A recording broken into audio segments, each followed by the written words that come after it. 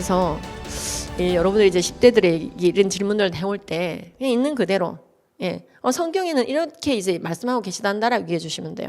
뭐냐? 열왕기상, 열왕기하, 레위기, 신명기, 로마서, 유다서, 고린도전서, 창세기, 욥기서, 디모데전서 등에서 하나님께서 동성성애행 하지 말라고 하고 계셔. 응? 아 진짜요? 애들 때문에 놀라거든요. 그들을 부끄러운 욕심 가운데 내버려 두었더니 여자가 여자를 영리로 쓰고 남자도 순리대로 여자 쓰기를 버리고 서로 향하여 음욕이 불듯하여 남자와 남자가 더불어 부끄러운 일을 행하여 그들의 그릇 때문에 보응받더라. 그런 구절이 있어요. 로마서라는 말씀이 있단다. 1장에 있단다. 우리 로마서 한번 열어볼까? 로마서 진짜 일독해야 될 것 같아요. 아이들 이렇게 나옵니다. 이렇게 되면. 그렇죠? 그래서 성경적 성가치관 교육을 하다 보면은 진짜 이런 구절이 있었어요? 이런 애들이 굉장히 많아요. 남자와 여자가 교합한 같이 남자와 남자가 교접하지 말지니 이는 여호와 보시기에 가증한 일이라. 그런 구절이 있었어요. 우리 또리 이참에 우리 한번 일독해 볼까?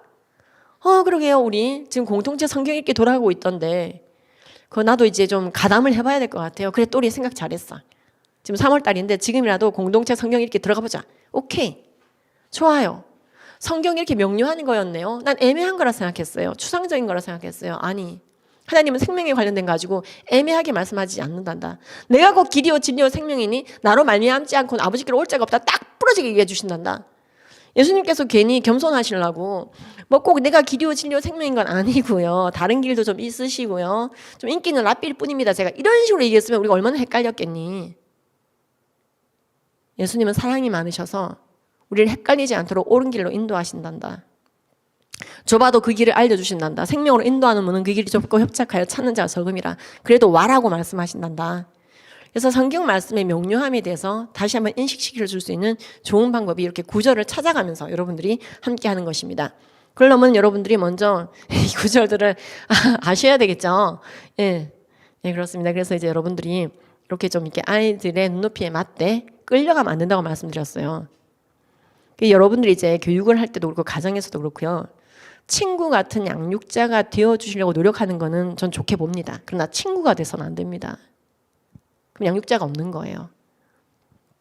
양육자는 권위적으로 권위를 부리기 위해서 휘두르기 위해서 존재해서는 안 되지만은 권위는 살아 있으셔야 됩니다. 그 권위는 위에서부터 아래로 온 성경의 권위, 하나님 말씀의 권위거든요.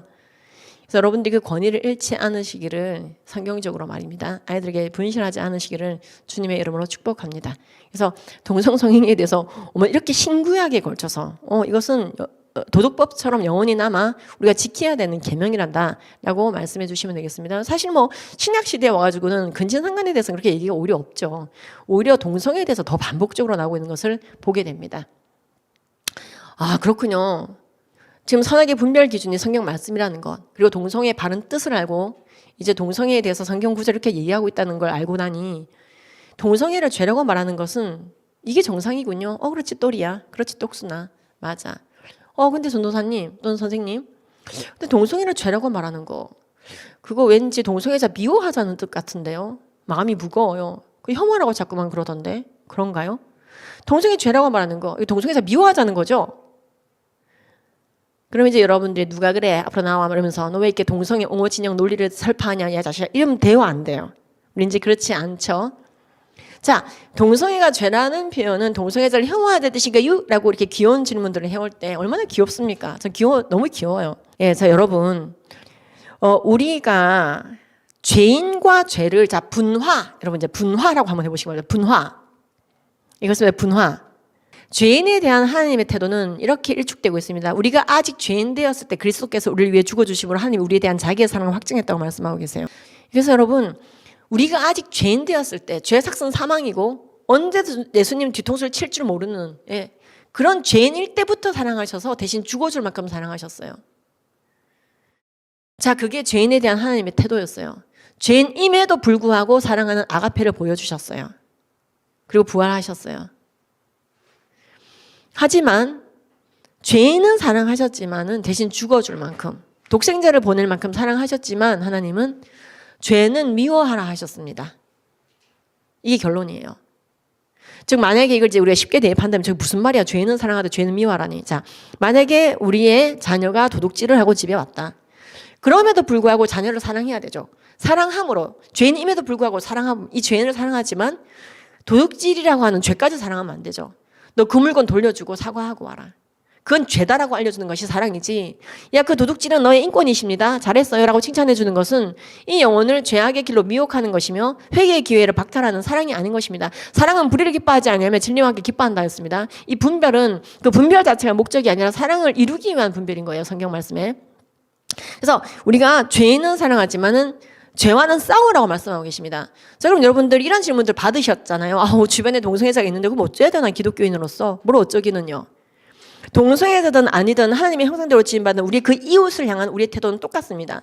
예수를 전하고 구원받게 하고 예수를 믿고 있는 사람은 더욱 잘 믿게 하며 그렇습니다. 함께 예수님을 향해 성화되어져 가는 길로 인도하는 것이 사랑입니다. 부부지간에도 마찬가지고요. 그래서요. 똑같아요. 프랙티스는 예수님을 믿으라고 전도를 하고 기도를 그 영혼을 위해서 많이 기도해주고 그리고 예수 믿으면 넌 예수님도 그렇게 사랑하셨잖아요.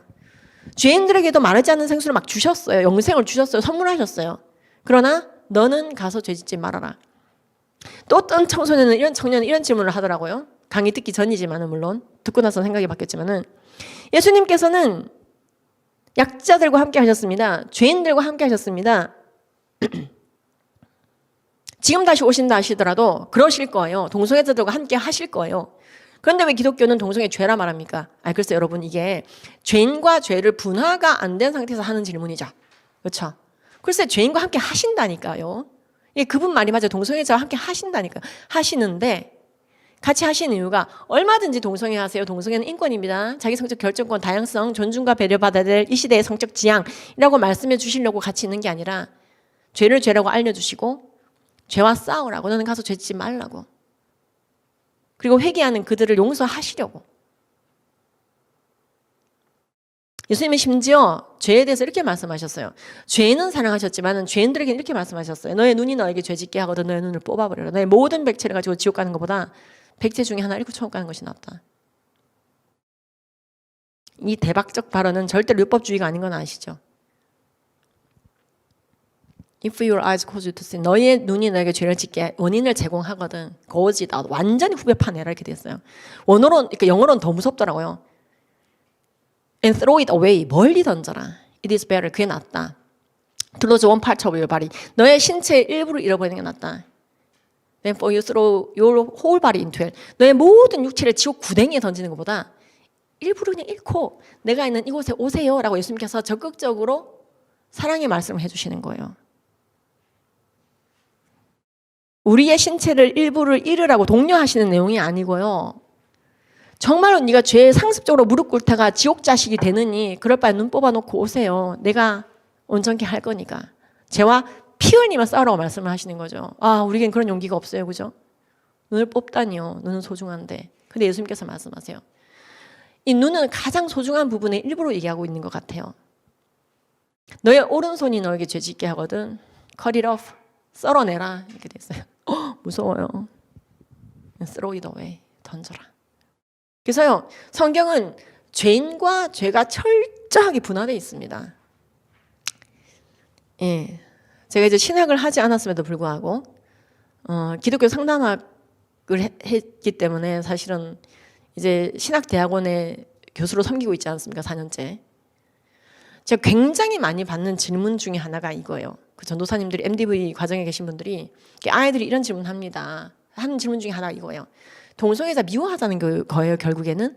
왜 차별금지법을 반대해요? 차별을 반대하자는 법을 왜 반대해요? 기독교는? 그래서 여러분 이게 좀 유사한 질문인데 여러분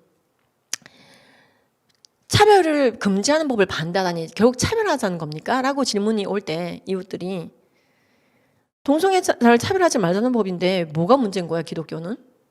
라고 얘기할 때 동성애를 차별하지 말자는 법이 아니라 차별금지법은 동성애가 잘못됐다고 말하는 사람들을 불이익을 주고 왕따시키고 배제하고 심지어 처벌까지 할 수 있는 법이라는 차원에서 내가 거꾸로 질문해 볼게 또 우리 엄마. 그러면 동성애를 그릇됐다고 말하는 사람을 처벌하거나 소송하자는 법에 대해서는 어떻게 생각해? 그건 잘못됐지. 그게 근데 차별금지법이라고 설명해 줄 수 있어야지 돼요. 그러니까 차별금지법의 본질은 동성애자들을 보호하는 것이 아니고 그렇습니다. 진리를 외치고자 하는 자들의 입을 봉하겠다는 것이거든요. 그래서 자, 우리가 10대들이 어쨌든 동성애가 죄라는 말은 동성애자 미워하자는 거잖아요. 인간에 대한 미움이 아니라 그렇습니다. 죄와의 싸움. 우리가 아직 죄인 됐을 때 그리스도께서 우리 위해 죽어주심으로 우리에 대한 자기의 사랑 확증해버리신 하나님에 대해서 우리가 잊지 말되 가서 다시는 죄를 범하지 말라 말씀하신, 너희가 죄와 싸우되 아직 피 흘리며 싸워 대항하지 아니하고 라고 말씀하시는 히브리서의 말씀. 여러분, 여호와를 경외하는 자는 악을 미워하느니라, 이 시편의 말씀, 히브리서의 말씀. 믿음 가진 자는 톱으로 캐이는 순교도 해낼 만큼 죄와 싸운다는 말씀. 그렇죠? 그래서 우리가 죄와는 싸우는 것이고 동성애 법제화와는 싸우는 것이고, 그러나 동성애자든 아니든 우리의 모든 이웃, 하나님의 형상대로 지받은 모든 자들은 우리의 사랑, 전도의 대상이며 더욱 잘 믿도록 성화를 함께 이루어갈 수 있도록 도와주는, 믿음을 독려하는 대상임을 잊지 말아야 될 것입니다.